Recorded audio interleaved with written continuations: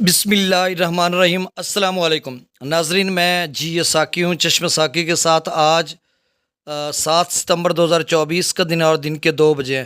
تمام دریاؤں اور موسم کے حوالے سے آپ کو اپڈیٹ کر دیتا ہوں۔ آپ سب سے گزارش یہ کہ میرے یوٹیوب چینل چشم ساکی پر جو نئے دوست صبح میں اس کو سبسکرائب کریں، بہت شکریہ۔ جو کر چکے ہیں ان کا بھی شکریہ، اور نیوز سبسکرائبرز کو ویلکم کہتا ہوں۔ ناظرین، ایک تو راول سپل ویز کی خبر ہے، اور باقی تو تقریباً دریاؤں کا ڈیٹا نارمل ہی ہے، اور ساتھ موسم کے حوالے سے یہ خبر کہ رات گئے بھی بارش ہوئی ہے، آج بھی چونکہ راول پنڈی، اسلام آباد کے ساتھ پوٹھوہار کے علاقوں میں بھی بارش ہے، اور کچھ وسطی پنجاب کے علاقوں میں بھی، سینٹرل پنجاب میں بارش ہوئی ہے۔ باقی شمال مشرقی پنجاب کا، جیسا کہ رات گئے بھی میں نے آپ کو بتایا تھا صبح بھی، کہ گجرانوالہ وغیرہ ڈویژن یا دیگر کچھ علاقوں میں بارش کا امکان ہے، اور پھر آزاد کشمیر کے چند ایک مقامات پر بھی ہے، لیکن یہ جنوبی پنجاب میں نہیں ہے۔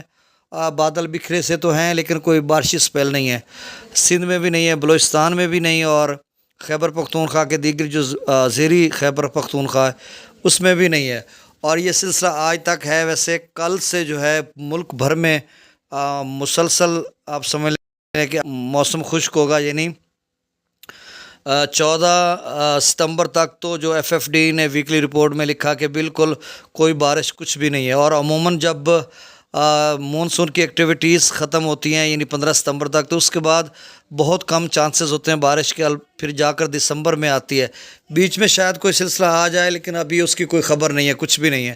آپ اپنی فصلات پر توجہ دیں، یا جو کٹائی ہے یا جو بھی معاملات ہیں آپ کے۔ بہرحال اب جو راول ڈیم کی خبر ہے وہ اس طرح سے ہے کہ رات گئے بھی انہوں نے بتایا تھا کہ 1700 فیٹ تک وہ بھر چکا ہے۔ یہ اسلام آباد کے ساتھ ایک ڈیم ہے جس کی جو کیپیسٹی ہے وہ 42,000 ایکڑ فیٹ ہے، اور اس کا جو پانی ہے کوئی نہری نظام کے لیے نہیں جاتا، کچھ بھی نہیں ہے، صرف راول پنڈی اور اسلام آباد جو ٹوین سٹیز ہیں ان میں سپلائی پانی، یعنی فلٹریٹ کر کے شہر کو پانی دیا جاتا، تو اس لیے یہ ہے۔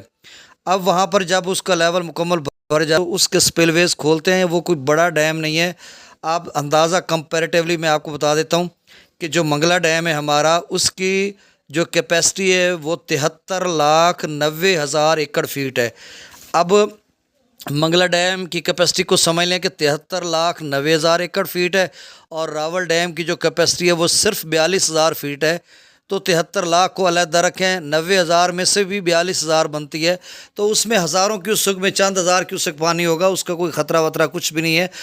ڈپٹی کمشنر اسلام آباد نواز میمن نے اس حوالے سے خبردار کیا تھا کہ جو لوگ وہاں پر ندی نالوں میں جاتے ہیں، نچلی سطح پہ نشیبی علاقوں میں، وہ محتاط رہیں، اور سائرن بھی بجائے تھے، اور آج 1 بجے اس کے سپل ویز کھولے گئے ہیں، تو اس کا پانی جو ہے الٹیمیٹلی وہ دریائے سواں میں آتا ہے، اور دریائے سواں جو ہے وہ دریائے سندھ میں، یہ کالا باغ چشمہ ان علاقوں میں جا کر گرتا ہے۔